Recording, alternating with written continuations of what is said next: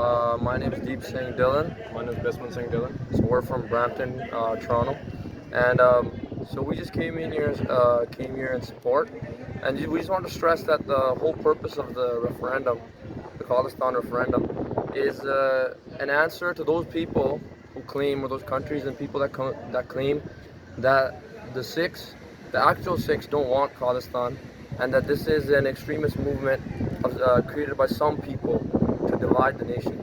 So we can see in Brampton and in Toronto, even multiple different news media outlets have said and explained how successful the referendum was and how people came in so many numbers to express that no, this is the voice of the Sikh community, and that we've had enough. We want nothing to do with India anymore, because on every single turn throughout our history, we've been discriminated against and we've been killed, and we can see it's even reached onto Canadian soil, where our this Gurdwara's president is shot and killed. Yeah, and just to add on, the apparent miscommunication of the pencil going through the gun, it's very apparent. You can tell that the gun is being defeated by the pencil or the pen. Right. So for people to have this misconception, it's quite on the face. There shouldn't be this miscommunication. I don't know what could be more clear than that. But it happens when you have a stateless community who doesn't really have a media out there like our own strong independent media. Then narratives get spread, and it's important that people like yourself come and try to dispel those narratives. But like I said before, it's quite clear that the pencil is defeating the gun, and the gun is not defeating the pencil. And whereas they're trying to paint this picture that the Sikh community is the ones that are being violent, we can see that the Sikh community has not taken a single violent action. This referendum has been peaceful throughout. If anything, our president was shot and killed, right? Where the violence is not being done by us, whereas it's being done on us. And it's always been being done on us. So this whole thing of saying that why do they have a picture of a leader, why is there a gun, right? These questions are all being actually propagated by the Indian state to try to fail this. What they don't understand is that this referendum is a Sikh voice, and it has been shown that the Sikh people are peaceful. The gun is being defeated by the Sikh people and by this vote. So it doesn't matter if they kill our president, Sikhs will still come here and vote in large numbers. And I'd just like to add on, one of my final points is, recently in the news we saw an RCMP, a former RCMP officer was arrested for trying to act on behalf of the Chinese government in terms of foreign interference on Canadian soil. He was blackmailing individuals on their behalf, and he was arrested very promptly. And I'm hoping that the Canadian government has the same response for the killers of Shaheed Hardeep Singh Nijjar, who was a peaceful advocate of the 2020 referendum.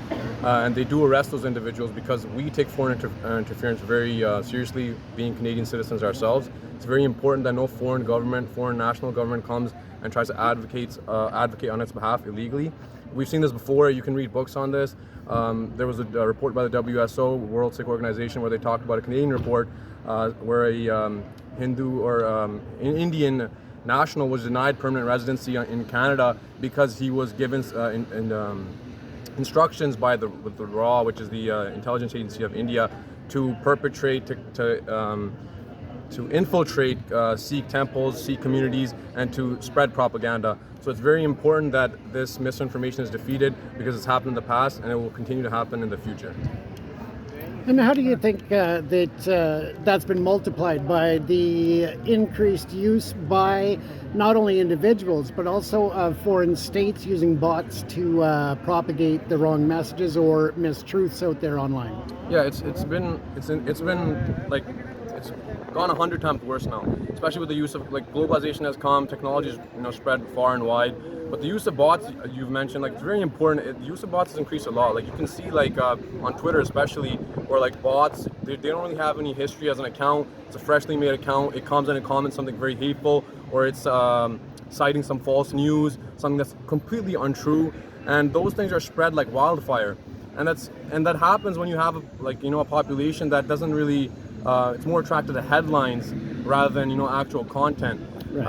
And also that happens when you have resources. So if you have an entire country like India, which is dedicating a part of its intelligence, a part of its resources to just misinform, malign the Sikh community that's abroad, then it's going to happen, right? We don't have activists sitting here, 24/7 on Twitter trying to defeat these bots or creating their own bots. We don't really have the time because we don't have a state.